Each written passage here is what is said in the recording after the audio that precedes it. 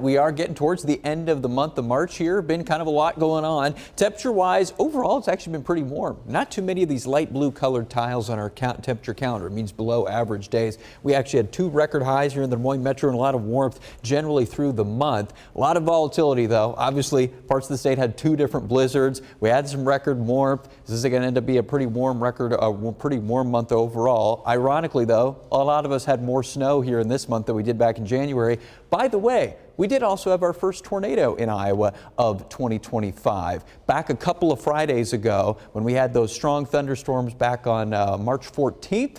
Over in eastern Iowa, between Iowa City and Davenport, near the little town of Wilton, just off of I-80 there was a very brief tornado here late on Friday evening. EF1, so EF0, I should say, not that strong, 85-mile-per-hour winds, only went about 2 miles and was about 50 yards wide at its widest. Hit some outbuildings and did some roof damage, tree damage, that sort of thing, but that was about it.